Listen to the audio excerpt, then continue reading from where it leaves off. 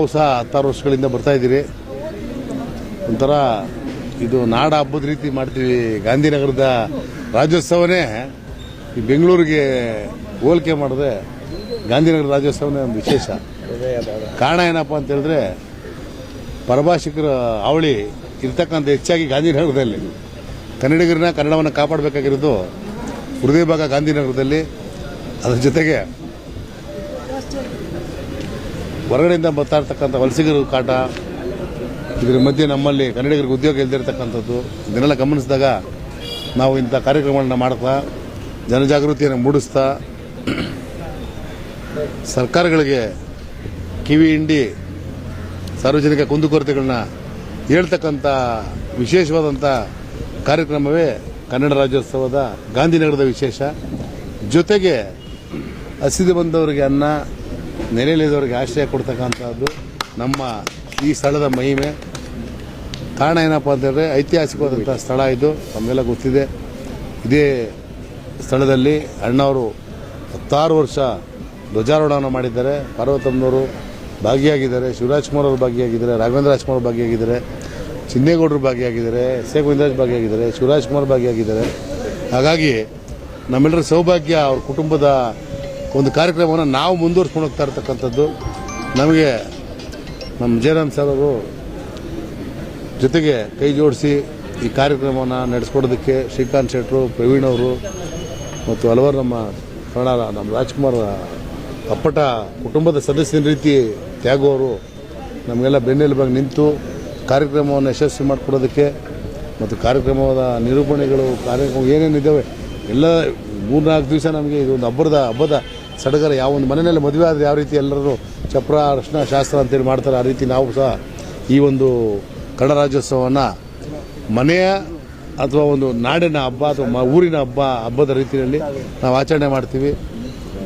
ತಮ್ಮೆಲ್ಲ ಸಹಕಾರದಿಂದ ಭಾಳಷ್ಟು ವಿದ್ಯಾರ್ಥಿಗಳಿಗೆ ಕಾರಣಾಂತರದಿಂದ ಇವತ್ತು ಬರಬೇಕಾಗಿತ್ತು, ಲ್ಯಾಪ್ಟಾಪ್ ಒಂದು ಕೊಡಬೇಕಾಗಿತ್ತು ವಿದ್ಯಾರ್ಥಿಗೆ. ಆ ಲ್ಯಾಪ್ಟಾಪ್ ಸ್ವಲ್ಪ ಬರ್ತಡ ಆಗಿರೋದ್ರಿಂದ ಕೊಡೋಕ್ಕಾಗಲಿಲ್ಲ.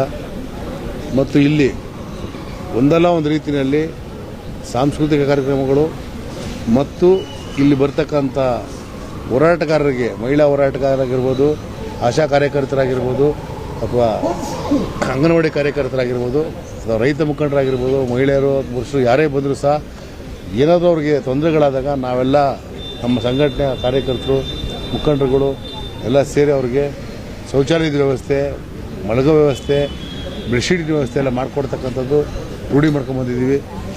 ಇದನ್ನು ಯಾಕೆ ಹೇಳ್ತಾ ಇದ್ದೀನಿ ಅಂತ ಹೇಳಿದ್ರೆ, ಎಲ್ಲೋ 31 ಜಿಲ್ಲೆಗಳಿಂದ ಎಲ್ಲೆಲ್ಲಿಂದ ಬಂದಿರ್ತಾರಂತ ಗೊತ್ತಿರಲ್ಲ. ಯಾಕಂದರೆ ಅವ್ರು ಬೆಂಗಳೂರಿಗೆ ಗೊತ್ತಿರೋದಿಲ್ಲ.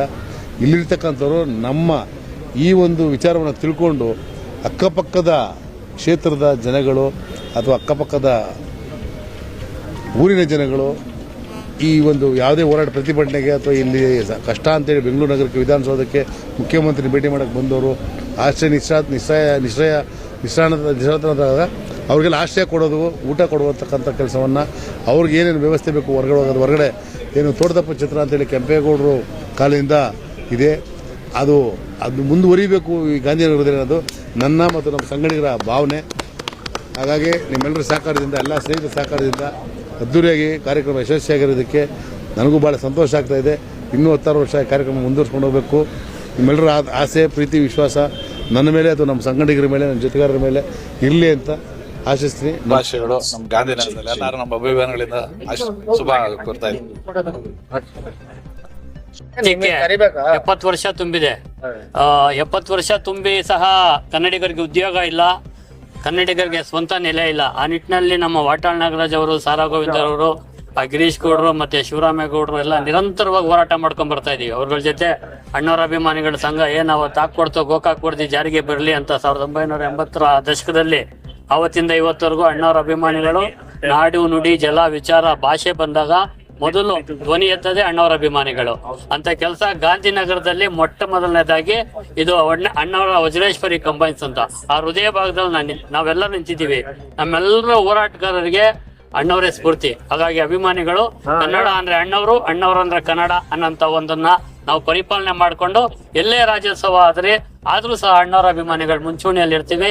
ಇವತ್ತು ಗಿರೀಶ್ ಗೌಡ ಆ ನೇತೃತ್ವದಲ್ಲಿ ಒಂದು ಅರ್ಥಪೂರ್ಣವಾದ ರಾಜ್ಯೋತ್ಸವಕ್ಕೆ ನಾವೆಲ್ಲರೂ ಬಂದು ಅವ್ರಿಗೂ ಸಹ ಶುಭ ಹಾರೈಸಿ ರಾಜ್ಯೋತ್ಸವ ಕಾರ್ಯಕ್ರಮ ಯಶಸ್ವಿಯಾಗಲಿ ಅಂತ ನಾವು ಸಹ ಹಾರೈಸ್ತಾ ಇದ್ದೀವಿ. ನಮಸ್ಕಾರ. ಸಿರಿಗನ್ನಡಂ ಗೆಲ್ಗೆ, ಸಿರಿಗನ್ನಡಂ ಬಾಳ್ಗೆ. ನಮಸ್ಕಾರ, ಎಲ್ಲರಿಗೂ ಶುಭ ಮುಂಜಾನೆ. ಗಿರೀಶ್ ಗೌಡ್ರು ಮಾತಾಡ್ಬೇಕಾದ್ರೆ ಹೇಳಿದ್ರು, ಕ್ಷಮೆ ಕೇಳೋ ಅವಶ್ಯಕತೆ ಇಲ್ಲ. ನಾನು ಕೂಡ ನಮ್ಮ ತಂದೆಯವ್ರ ಹೆಸರು ಯಾವಾಗೂ ಬಳಸ್ಕೊಳ್ಳೋ ಅವಶ್ಯಕತೆನೂ ಇಲ್ಲ, ಬಳಸೋದಕ್ಕೂ ಹೋಗೋದಿಲ್ಲ. ಅವ್ರ ಆಶೀರ್ವಾದ ಇದ್ರೆ ಸಾಕು. ಅದೇ ರೀತಿ ತಾಯಿ ಕನ್ನಡಾಂಬೆಯ ಈ ಒಂದು ಪುಣ್ಯದ ಕೆಲಸವನ್ನ, ಈ ಒಂದು ಕನ್ನಡದ ಹಬ್ಬವನ್ನ ಅಷ್ಟೇ ಶ್ರದ್ಧೆ ಭಕ್ತಿಯಿಂದ ವಿಜೃಂಭಣೆಯಿಂದ ಕೂಡ ಆಚರಿಸ್ಕೊಂಡ್ ಬರ್ತಾ ಇರ್ತಕ್ಕಂಥ ಈ ಒಂದು doctor Puneeth Rajkumar, super star Puneeth Rajkumar ಅವರ ಹೆಸರಿನಲ್ಲಿ ಆಗಿರ್ತಕ್ಕಂಥ ಈ ಒಂದು ಸಂಘದಲ್ಲಿ ಮತ್ತೆ ಗಿರೀಶ್ ಗೌಡ್ರ ಅಧ್ಯಕ್ಷತೆಯಲ್ಲಿ ಈ ಕಾರ್ಯಕ್ರಮ ನಡೀತಾ ಇರ್ತಕ್ಕಂಥದ್ದು ಬಹಳ ಸಂತೋಷ ತಂದಿದೆ. ಮೊದಲನೇ ಬಾರಿ ನಾನು ಕೂಡ ಈ ಕಾರ್ಯಕ್ರಮಕ್ಕೆ ಕರೆದಿದ್ದೀರಾ. ಬಹಳ ತುಂಬುದಿರೋದ್ರಿಂದ ನಿಮ್ಮೆಲ್ಲರಿಗೂ ಕೂಡ ನಾನು ಕೃತಜ್ಞತೆಯನ್ನ ತಿಳಿಸ್ತೀನಿ. ಯಾಕೆ ಅಂತಂದ್ರೆ ಗಾಂಧಿನಗರದಲ್ಲಿ ನಿಮ್ಗೆಲ್ಲರಿಗೂ ಗೊತ್ತಿರೋ ಹಾಗೆ ಬಹಳಷ್ಟು ಜನ ಬೇರೆ ಬೇರೆ ರಾಜ್ಯಗಳಿಂದ ಬಂದು ವಲಸೆ ಇರ್ತಕ್ಕಂಥವ್ರು ಇಲ್ಲಿರ್ತಕ್ಕಂಥವ್ರು ಇದ್ದಾರೆ.